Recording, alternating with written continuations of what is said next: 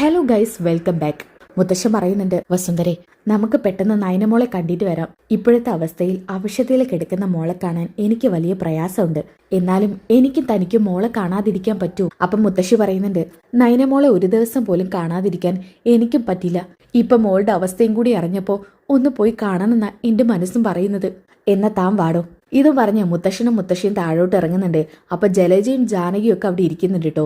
മുത്തശ്ശന്റെയും മുത്തശ്ശിയുടെയും വരവ് കണ്ടിട്ട് ജാനകി ചോദിക്കുന്നുണ്ട്, അല്ല അച്ഛനും അമ്മ ഇത് എങ്ങോട്ടാ? അപ്പൊ മുത്തശ്ശൻ പറയുന്നുണ്ട്, ഞങ്ങൾ ഹോസ്പിറ്റലിലേക്കാ, ദേവ്യാനെയും വാർഡിലേക്ക് മാറ്റിയതാണല്ലോ, ഒന്ന് പോയി കാണാന്ന് കരുതി. അപ്പൊ ജലജ പറയുന്നുണ്ട്, അച്ഛ ഹോസ്പിറ്റലിലേക്കാണെങ്കിൽ ഞാനും കൂടി വന്നോട്ടെ. അപ്പൊ മുത്തശ്ശൻ പറയുന്നുണ്ട്, അല്ല നീയല്ലേ 2 ദിവസം മുന്നേ പോയി കണ്ടത്, അത് പിന്നെ അച്ഛ അന്ന് ഐസിയുയിൽ കിടക്കുമ്പോ പെട്ടെന്ന് കയറി ഇറങ്ങിയതാ. ഇതാവുമ്പോ ഏട്ടത്തിയെ വാർഡിലേക്ക് മാറ്റിയിട്ടുണ്ടല്ലോ, ഒന്ന് സംസാരിക്കെങ്കിലും ചെയ്യാലോ. അപ്പൊ മുത്തശ്ശി ചോദിക്കുന്നുണ്ട്, നീ ഞങ്ങളുടെ കൂടെ വരണ്ട, വന്നിട്ടെന്തിനാ? ദേവ്യാനിയുടെ രക്തം തിളപ്പിക്കാനാണോ? അത്തരത്തിലുള്ള സംസാരെ വയ്യാതെ കിടക്കുന്ന ദേവ്യാനിയുടെ മുന്നിൽ വെച്ച് നീ സംസാരിക്കൂ.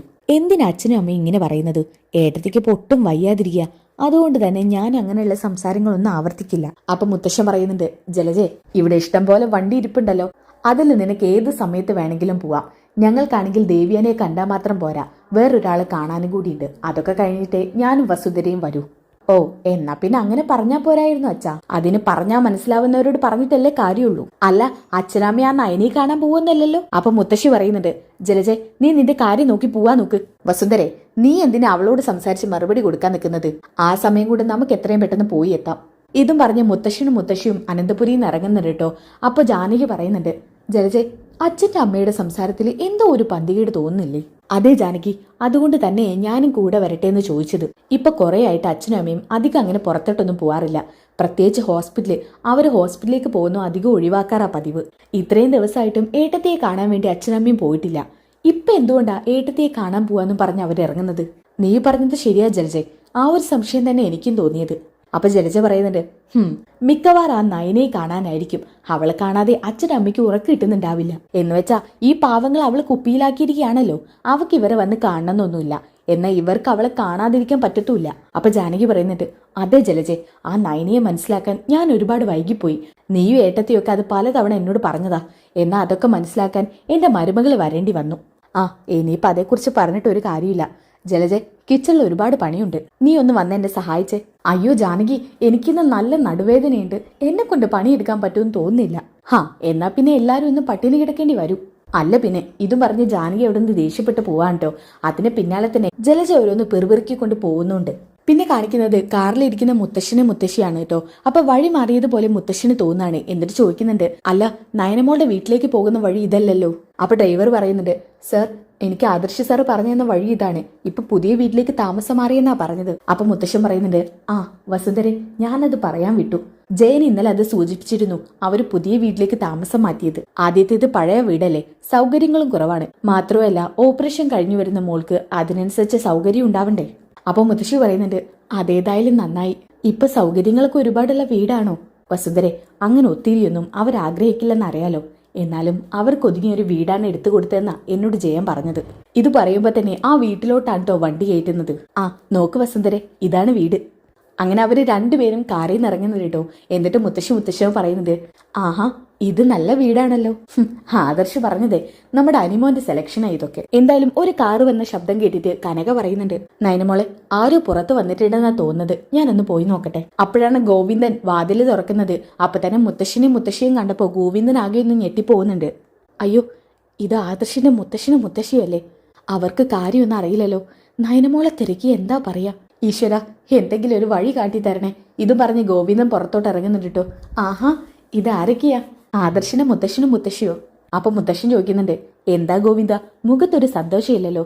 ഞങ്ങൾ വന്നത് ഇഷ്ടപ്പെട്ടില്ലേ? അയ്യോ സാറേ, അങ്ങനെയൊന്നും പറയാതെ. മുത്തശ്ശനൊന്ന് പുഞ്ചിരിച്ചോണ്ട് പറയുന്നുണ്ട്.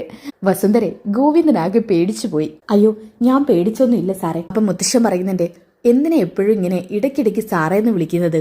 ഗോവിന്ദൻ ഇപ്പോ ഞങ്ങളുടെ ബന്ധുവാ. എനിക്ക് ജയനും അജയനും എങ്ങനെയാ, അതുപോലെ തന്നെയാ ഗോവിന്ദനും. ഞങ്ങൾ ഒരു മകനെ പോലെയാ ഗോവിന്ദനെയും കാണുന്നത്. അതുകൊണ്ട് ഗോവിന്ദന് ഞങ്ങളെ അച്ഛനും അമ്മയായി കണ്ടൂടെ? അയ്യോ, അതൊക്കെ അങ്ങനെ തന്നെ. പക്ഷേ സാറിന് വലിയ മനസ്സാ എന്ന് കരുതി അത് മുതലെടുക്കാനൊന്നും ഞങ്ങൾ കരുതില്ല. എന്തായാലും ഈ സാറേ എന്നുള്ള വിളി ഗോവിന്ദൻ ഒഴിവാക്കണം. ശരി. അല്ല നയനമോൾ എവിടെ? കുറെ ദിവസമായി അനന്തപുരിയിലോട്ട് കണ്ടിട്ട്. അതേസമയം തന്നെ ഇത് കേട്ടോണ്ടാണ് കേട്ടോ കനക വരുന്നത്.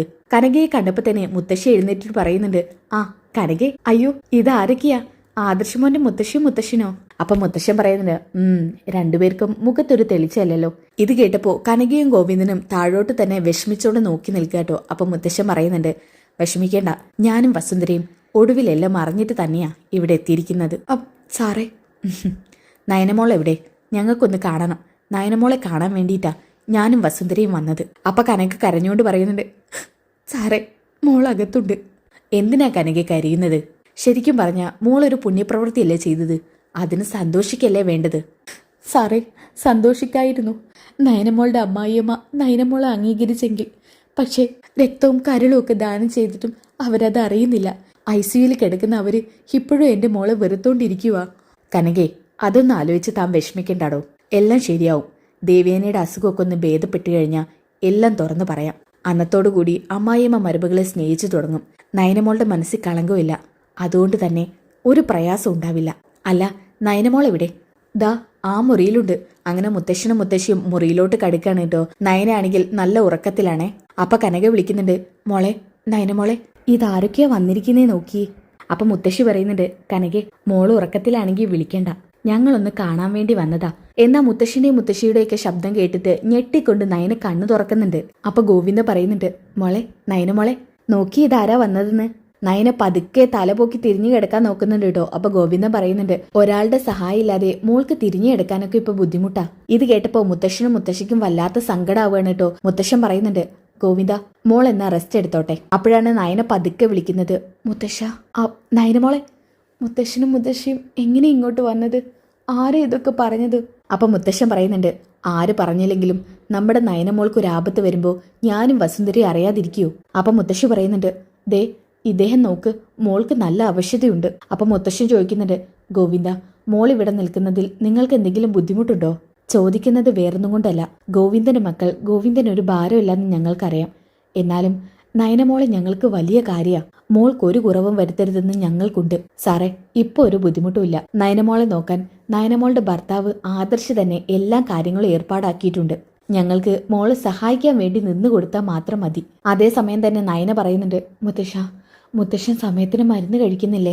മോള് വയ്യാതെ കിടക്കുമ്പോഴും മുത്തശ്ശന്റെ കാര്യം തിരക്കുന്നുണ്ടല്ലോ. അതിനപ്പുറം എന്താ വേണ്ടത് മോളെ? എന്നാലും മുത്തശ്ശൻ കൃത്യസമയത്തിന് മരുന്ന് കഴിക്കണം. അതൊക്കെ ഞാൻ കഴിക്കുന്നുണ്ട്. സമയമാകുമ്പോൾ വസുന്ധര എല്ലാം എടുത്തു തരും. മോള് വരുന്നത് വരെ ഞാൻ തന്നെ മുത്തശ്ശന്റെ കാര്യം നോക്കിക്കോളാം. അപ്പൊ മുത്തശ്ശൻ പറയുന്നുണ്ട്, മോളെ, മോൾക്കിപ്പോൾ പെയിനുണ്ടോ? ചെറുതായിട്ടുള്ളൂ മുത്തശ്ശ, കുഴപ്പമൊന്നുമില്ല. ഇനിയിപ്പോൾ പെയിനുണ്ടെങ്കിലും മോളത് തുറന്നു പറയില്ല എന്നറിയാം. എന്നാലും മുത്തശ്ശൻ ചോദിക്കുക, എന്തെങ്കിലും ബുദ്ധിമുട്ടുണ്ടെങ്കിൽ പെട്ടെന്ന് എന്നെ ഹോസ്പിറ്റലിലേക്ക് വിളിച്ചു പറയണം. അപ്പൊ മുത്തശ്ശി പറയുന്നുണ്ട്, നയനമോളെ, മോളെ കാണാഞ്ഞിട്ട് എനിക്കും മുത്തശ്ശനും ആകെ ഒരു വല്ലായ്മയായിരുന്നു. മോൾ ഈ അവസ്ഥയിൽ കാണേണ്ടി വരുമെന്ന് ഞാനും ഇദ്ദേഹം ഒരിക്കൽ പോലും ആലോചിച്ചതല്ല. മോൾക്ക് ഇതിനുള്ള പ്രതിഫലമൊക്കെ ദൈവം തരും. ദേവിയാനി എന്നെങ്കിലും മോളെ മനസ്സിലാക്കും. അപ്പൊ വീണ്ടും മുത്തശ്ശൻ പറയുന്നുണ്ട്, നയനമോളെ, ഞങ്ങൾ ഇറങ്ങട്ടെ, ഇടയ്ക്ക് ഇങ്ങോട്ട് വരണ്ട്. അവിടെ നിന്ന് ഇറങ്ങുമ്പോൾ തന്നെ ജലജയും ജാനകി ഓരോന്ന് ചോദിച്ചതാ. വ്യക്തമായ മറുപടിയൊന്നും കൊടുക്കാതാ ഞങ്ങൾ ഇങ്ങോട്ട് പോകുന്നത്. പോകുന്ന വഴിക്ക് ഒന്ന് ദേവിയാനിയും കൂടി കാണണം. ശരി മുത്തശ്ശ. ഗോവിന്ദ, കനകെ, നിങ്ങളൊരു ദിവസം അങ്ങോട്ടേക്ക് വാ. നയനമോൾ ഇവിടെയാണെങ്കിലും നവ്യമോൾ അവിടെ ഇല്ലേ? മോളെ കാണാൻ വേണ്ടി ഇടയ്ക്കൊന്ന് അങ്ങോട്ട് വാ. പിന്നെ തലതിരിഞ്ഞ കുറെ അനന്തപുരിയിലെ സ്ത്രീകളുണ്ട് അവിടെ. അവരുടെ സംസാരം ഒന്നും കേൾക്കാതിരിക്കുന്നതാ നല്ലത്. എന്തായാലും നവ്യമോളെ കാണാൻ വേണ്ടി നിങ്ങൾ അങ്ങോട്ട് വരണം. അപ്പൊ ഗോവിന്ദ ചോദിക്കുന്നുണ്ട്, സാറേ, നവ്യമോൾ ഇപ്പോ എന്തെങ്കിലും അബദ്ധം ഉണ്ടാക്കി വെക്കാറുണ്ടോ? അപ്പൊ മുത്തശ്ശൻ പറയുന്നുണ്ട്, ഏയ് ഒരിക്കലുമില്ല. നവ്യമോൾക്കിപ്പോ നല്ല മാറ്റാണ് അല്ലയുടെ വസുന്ധരെ. അതെ, മോൾക്ക് ഇത്രയും പെട്ടെന്നൊരു മാറ്റം വരുമെന്ന് ഞങ്ങൾ പ്രതീക്ഷിച്ചതല്ല. നവ്യമോൾക്ക് ഇപ്പൊ നയനമോളോടൊക്കെ വലിയ കാര്യാ. ഇടയ്ക്ക് നയനമോളെ തിരക്കും, ഞങ്ങൾ വിളിച്ചിട്ട് കിട്ടിയോന്ന്. ഈ വിവരമൊന്നും നവ്യക്ക് അറിയില്ല അല്ലേ? ഇല്ല, നവ്യോട് പറഞ്ഞിട്ടില്ല. നവ്യോട് പറഞ്ഞു കഴിഞ്ഞാൽ പിന്നെ അത് ആരെങ്കിലും അറിയോന്നുള്ളൊരു പേടിയാ ഞങ്ങൾക്ക്. ഏയ് അങ്ങനെ പേടിക്കണ്ട. നവ്യമോൾ ഇപ്പൊ പഴയ ഒരാളെയല്ല. ഒരുപാട് മാറ്റാടോ ഗോവിന്ദ നിന്റെ മകൾക്കുണ്ടായത്. ആ സമയത്താട്ടോ നന്ദു അങ്ങോട്ടേക്ക് വരുന്നത്. നന്ദുവിനെ കണ്ടപ്പോ മുത്തശ്ശൻ പറയുന്നുണ്ട്, ആഹാ, എവിടെ പോയെന്ന് ആലോചിക്കുകയായിരുന്നു ഞാൻ. പിന്നെ കരുതി ഇവിടെ ഉണ്ടാകില്ലെന്ന്. മോളിങ് വന്നേ. മോൾ ഒരുപാട് കുറ്റപ്പെടുത്തുന്നുണ്ടല്ലേ ഞങ്ങളെ വീട്ടിലെ സ്ത്രീകൾ. അവരുടെ വിവരയില്ലായ്മ കൊണ്ടാ ഇങ്ങനെയൊക്കെ ചെയ്യുന്നത്. മോൾ അതൊന്നും കണ്ടില്ലെന്ന് വെച്ചാ മതി കേട്ടോ. അപ്പൊ മുത്തശ്ശി പറയുന്നുണ്ട്, അതെ, ഈ കുട്ടിയും നമ്മുടെ വീട്ടിൽ മരുമകളായി വരേണ്ടതാ. എന്നാ നമ്മുടെ വീട്ടിലെ പലരും അത് മറച്ചു വെച്ചു, നയനമോള് വരെ. ഇപ്പൊ അത് പറഞ്ഞിട്ട് കാര്യമില്ലല്ലോടോ വസുന്ധരെ. എന്തായാലും ഇനി നന്ദുവിന് നല്ലൊരു ബന്ധം കണ്ടുപിടിക്കണം. ഗോവിന്ദ, കല്യാണത്തിലുള്ള ചെലവ് ആലോചിച്ചൊന്നും വിഷമിക്കേണ്ട. നന്ദുവിന് കല്യാണം നോക്കണ്ടേ? എന്താ മോളുടെ അഭിപ്രായം? അയ്യോ മുത്തശ്ശ, ഇപ്പൊ വേണ്ട. എനിക്കൊരു ജോലിയാ വേണ്ടത്. അതൊക്കെ ആയിട്ട് മതി. ജോലിക്ക് മോൾ അന്വേഷിച്ചില്ലേ? അപ്പൊ ഗോവിന്ദ പറയുന്നുണ്ട്, മോൾ അന്വേഷിക്കാനിട്ടല്ല, ഒന്നും അങ്ങ് സെറ്റാവുന്നില്ല. പിന്നെ അധികം ദൂരാ കിട്ടുന്നത് സാറേ. ഞങ്ങൾക്കൊരു തണലെന്ന് പറയാൻ ഇപ്പൊ നന്ദു മാത്രമേ ഉള്ളൂ. അവളെയും കൂടി ദൂരേക്ക് വിട്ടാ പിന്നെ ശരിയാവില്ല. അതുകൊണ്ടാ ഞങ്ങൾ ദൂരേക്കൊന്നും വിടാത്തത്. എന്നാ പിന്നെ നമ്മുടെ ജ്വല്ലറിയിൽ മോൾക്കൊരു ജോലി ശരിയാക്കി തരട്ടെ? അയ്യോ അത് വേണ്ട മുത്തശ്ശ, അത് പിന്നെ വലിയ പ്രശ്നങ്ങൾ ഉണ്ടാക്കും. എന്ത് പ്രശ്നങ്ങള്? എന്റെ കമ്പനിയിൽ മോൾക്കൊരു ജോലി തരുന്നതിൽ ആരാ പ്രശ്നം ഉണ്ടാക്കുന്നത്? എന്തായാലും മോൾ ആലോചിച്ചിട്ട് ഒരു തീരുമാനം ആദർശിനോട് പറഞ്ഞാൽ മതി. ഇനിയിപ്പം നിൽക്കാൻ സമയമില്ല, ഞങ്ങൾ ഇറങ്ങട്ടെ.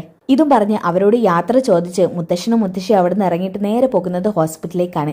ഇനി നല്ല കിടിലൻ ട്വിസ്റ്റുകൾ നിറഞ്ഞ എപ്പിസോഡാണ് കേട്ടോ. ആ എപ്പിസോഡുകൾക്കായിട്ട് ചാനൽ ഒന്ന് സബ്സ്ക്രൈബ് ചെയ്തേക്കുക. അതോടൊപ്പം വീഡിയോക്ക് ഒന്ന് ലൈക്ക് ചെയ്തേക്കുക. നെക്സ്റ്റ് എപ്പിസോഡ് ഒന്ന് കമൻറ്റ് ചെയ്തേക്കുക. അപ്പോൾ അടുത്ത വീഡിയോയിൽ കാണുന്നവരേക്കും ബൈ ഗായ്സ്.